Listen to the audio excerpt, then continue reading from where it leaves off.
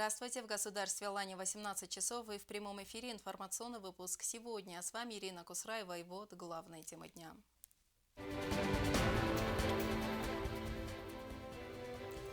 Сертификаты вакцинации против коронавируса, выданные Минздравом Южной Осетии, будут признаваться в России.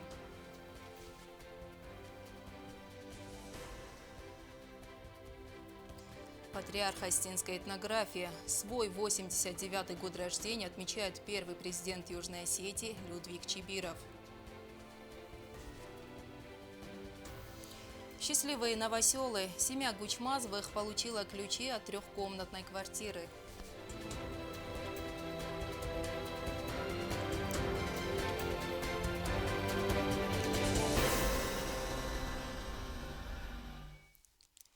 Первое после осенних каникул заседаний сессии парламента Южной Осетии сорвано из-за разногласий депутатов по повестке дня. В частности, из-за вопроса касательно работы комиссии по делимитации и демаркации государственной границы. Всего на повестке дня стояло 4 вопроса, в их числе проект закона о внесении изменений в государственный бюджет на 2021 год, а также поправки в бюджет пенсионного фонда на 2021 год.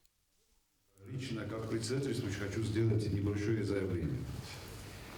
После моих консультаций сейчас с юристами, которые у нас находятся, которые немножко больше меня понимают, я вам официально заявляю, что я не имею полномочий вынести 4-й закон на заседание сессии парламента. Я не имею полномочий, я ни с кем не собираюсь вступать в прения или в споры. Просто я вам говорю, что полномочий я не имею. Я хочу в таком случае обосновать, почему я это сказал. Давайте мы просто немножко от логики не будем отказываться. Комиссия по делимитации и демаркации государственной границы Республики Южная Осетия была создана указом президента. Это не является парламентской комиссией. Я не буду говорить о том, что сейчас там проделана колоссальная работа, и это факт, от этого отказываться нельзя. Комиссия работает, на мой взгляд, работает очень неплохо. Но, с одной стороны, я бы все-таки обратил внимание на то, что положения нет пока о работе этой комиссии, это во-первых. Во-вторых, я еще раз говорю, лично я на себя ответственность вынести это на сессию парламента взять не могу. Потому что таким образом я нарушаю все, что могу нарушить. Вот согласитесь сами, что если тот, кто создает комиссию, наверное, он должен в первую очередь регулировать ее работу хоть каким-то образом. Лица, вакцинированные на территории Республики Южная Осетия против коронавирусной инфекции вакцины российского производства, вправе пользоваться сертификатами о вакцинации Министерства здравоохранения и социального развития Республики Южная Осетия на всей территории Российской Федерации при предъявлении паспорта. На данный момент активно ведется работа по присвоению QR-кодов гражданам Российской Федерации, вакцинированным на территории Республики Южная Осетия. Мы совместно с Министерством здравоохранения и социального развития Республики Южная Осетия ведем переговоры о том, чтобы в максимально короткие сроки этот QR-код можно было получить для граждан, которые вакцинировались на территории республики. В настоящее время я сам лично не имею этот QR-код и передвигаюсь по служебной необходимости по территории Российской Федерации с сертификатом, установленного Министерством здравоохранения и социального развития Республики Южная Осетия образца. Сегодня в Южную Осетию прибыли сопредседатели женевских дискуссий по безопасности в Закавказье. Стороны обсудили повестку дня очередного раунда. Госсоветник президента, глава юго-остинской делегации Константин Кочев отметил, что согласно повестке дня пройдет обсуждение одного из ключевых вопросов обеспечения безопасности Республики Южная Осетия, а также вопросы касательно без вести пропавших. Рад вас приветствовать. Я очень рад, что все мы здесь. На повестке дня обсуждение важных проблем, но кого не менее важные, это вопросы обеспечения безопасности. Гости поблагодарили за теплый прием и со своей стороны выразили готовность к плодотворной работе. Было также отмечено, что встреча, которая прошла в формате МПРЕ, была плодотворной. Отметим, что это последняя встреча в этом году. В такое чудесное утро нам приятно быть здесь и опять вас встретить. Я бы хотела добавить пару слов о том, что вы сказали о вчерашней встрече в рамках МПРИ. which was a very useful meeting. Которая была очень полезной встречей. И я бы хотела сказать, что мы наращиваем нашу вовлеченность в вопросы пропавших без вести троих. И, конечно, это касается не только этих троих, но и всех пропавших без вести. Мы внимательно следим за ситуацией вдоль административной линии. Конечно, это касается не только... Сегодня в последний путь проводили Валерия Хачирова, настоящий патриот своей родины, посвятивший свою жизнь служению Отечеству. Валерий Хачиров был непосредственным участником боевых действий в 90-х годах. Он также был участником отражения ингушской агрессии. Работал в разных должностях, в том числе был руководителем РГУП «Водоканал». Не стало Валерия Хачирова на 68-м году жизни. На 68-м году жизни не стало истинного патриота республики, одного из защитников Родины Валерия Хачирова. Он вступил в ряды самообороны в начале 90-х, когда в республике настали самые тяжелые времена. Проживая за пределами Южной Осетии, Хачиров не смог издалека наблюдать за ситуацией на родине и решил вернуться, оставив налаженную жизнь работу. Он воевал за свободу Южной Осетии в составе легендарной группы ополчения Грикочиева. В воспоминаниях своих боевых товарищей Валерий Георгиевич остался человеком, на которого можно было положиться в любой сложной ситуации. За свою принципиальность и ответственность он снискал уважение и авторитет среди сослуживцев, вспоминает его друг Эдуард Гузитаев. Как человек он был очень порядочным, очень ответственным. А во время боевых действий это был надежный человек, который исполнял конкретные поставленные задачи, и на него можно было рассчитывать всегда. От этого он пользовался авторитетом, уважением. И вообще он был человек очень корректный, пунктуальный. В общем, человек, который все свои мысли подчинял общему делу. Соболезнуем всем отрядам, и это для нас очень большая потеря, как ответственного и хорошего друга. Когда боевые действия прекратились с вводом миротворческих сил, Хачиров, как хороший специалист, стал востребован в другой области. На протяжении долгих лет остро ощущалась проблема водоснабжения столицы республики. Частые отключения основной линии, прорывы, изношенность труб – все эти вопросы требовали оперативного решения. И Валерий Хачиров делал все возможное, чтобы его ведомство обеспечивало водой город. В связи с этими событиями очень много коммуникаций вышли из строя. И как специалист он активно взялся за эту работу и добросовестно выполнял поставленные перед ними задачи. Он был отличный семьянин, отличный друг, любые поручения и после военных действий он исполнял ответственно. Он много лет возглавлял государственное унитарное предприятие «Водоканал», а в последние годы работал там же на разных ответственных должностях. Охотно делился накопленным опытом с коллегами. Валерий Георгиевич был ответственным, надежным, настоящим профессионалом и достойным руководителем. Благодаря его поддержке удавалось справляться с многими проблемами. За советом к нему обращались как старые, так и новые сотрудники водоканала, и он всегда помогал. Безусловно, он был опытным, умным, он был одним из ярких и ценных сотрудников водоканала. Он мог с легкостью решать самые сложные задачи. Для нас он всегда был и останется примером настоящего профессионализма. Я и мои коллеги многому у него научились. Он многое сделал для нашего предприятия. Скоропостижная кончина Валерия Хачирова застала врасплох его друзей и коллег. Они до последнего верили, что Хачиров справится с недугом. Валерия Георгиевича проводили в последний путь сегодня, воздав ему последние почести. Роза Тедеева, Рауль Кочьев. Информационный выпуск сегодня. К другим темам. Несмотря на прохладную погоду, сотрудники озеленения трудятся над облагораживанием улиц столицы. Различные цветы, кустарники. С раннего утра они высаживают декоративные растения.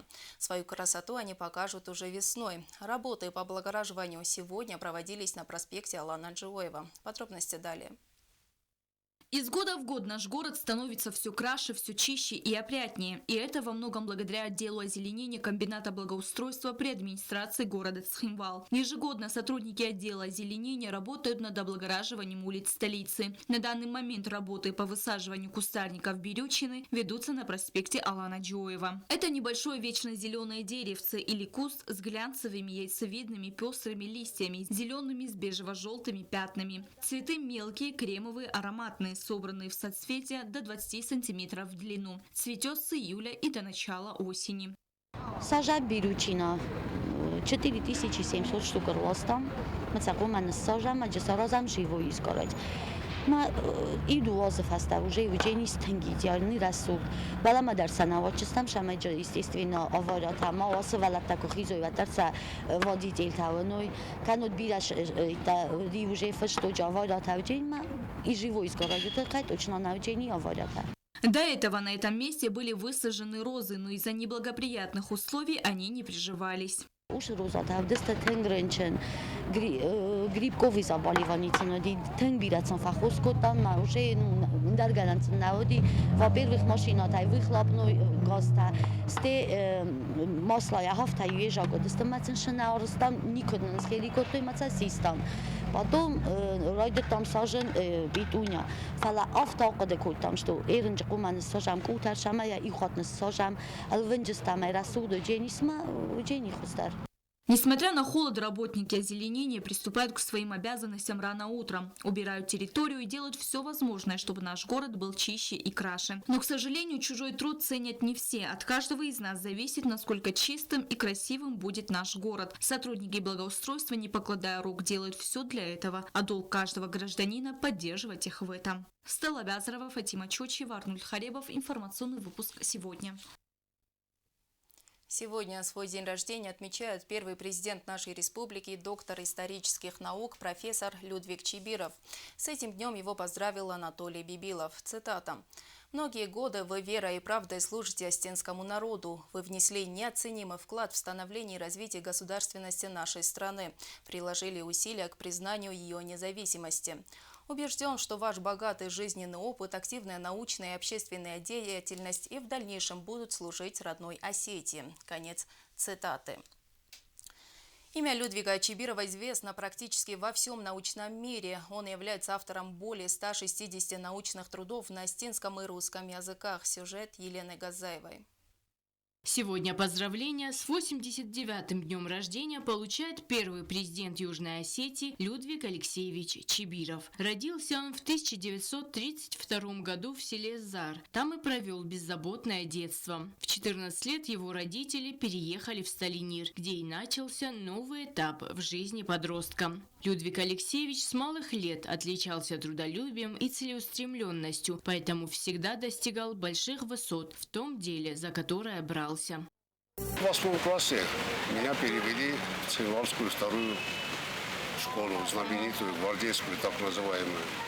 Но поскольку сельская учеба была намного слабее, чем в Москве, меня перевели, значит, оставили повторно на 8 же классе.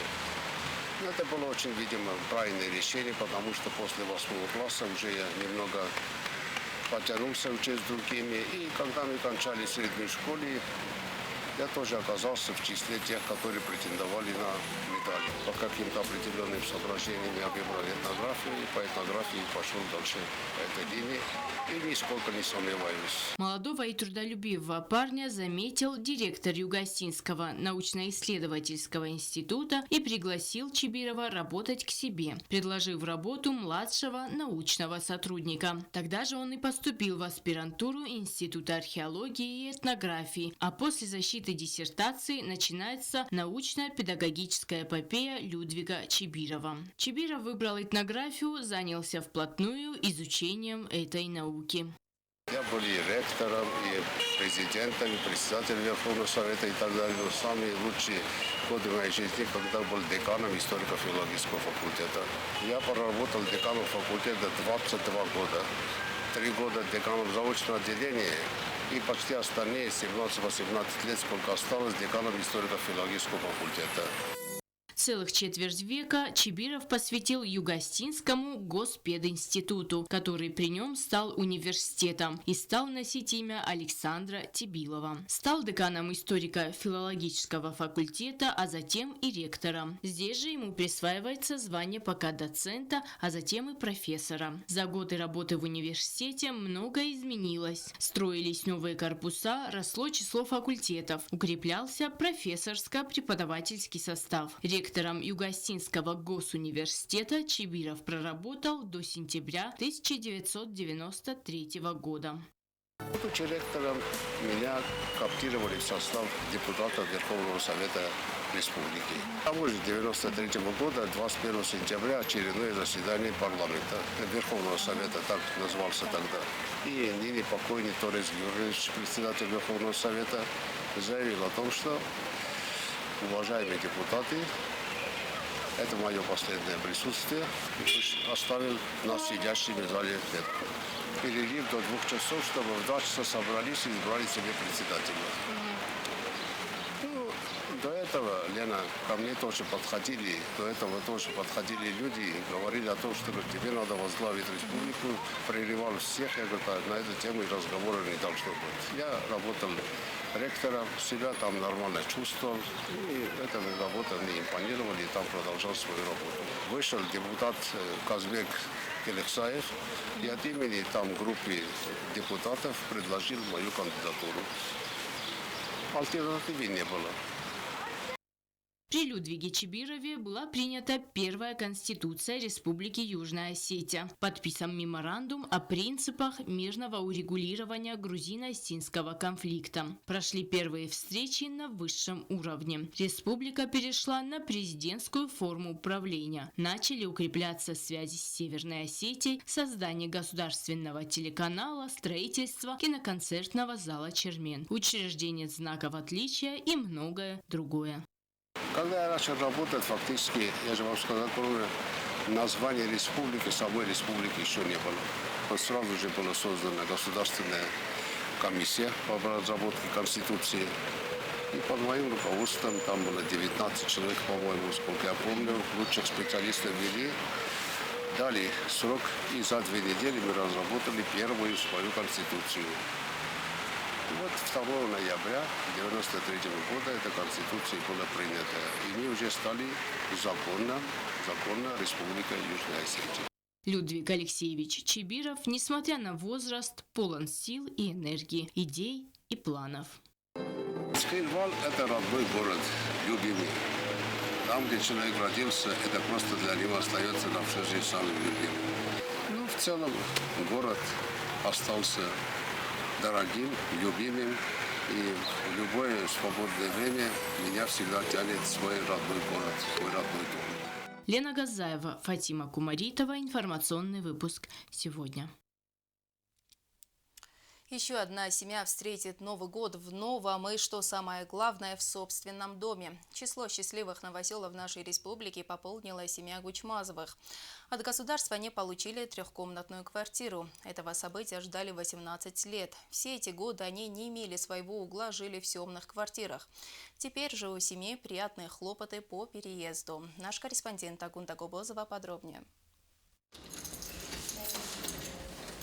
Многодетная семья Гучмазовых празднует новоселье. Они получили от государства 3-комнатную квартиру общей площадью 95 квадратных метров. Этого события семья ждала более 18 лет, и вот, наконец, дождались. Все это время Гучмазовы проживали на съемных квартирах, переезжая из одного дома в другой. Это создавало большие трудности, а приобрести жилье на собственные средства не было возможности. Оставалось обратиться за помощью к государству. Семья Гучмазовых долгие годы ждала своей очереди, но она до них так и не доходила. Пару месяцев назад главе семейства позвонили и сообщили долгожданную новость. Мне 18 лет, скоро 19. С рождения я пока что ни разу не жил в своей квартире. Я не мог сказать, что вот это мой дом.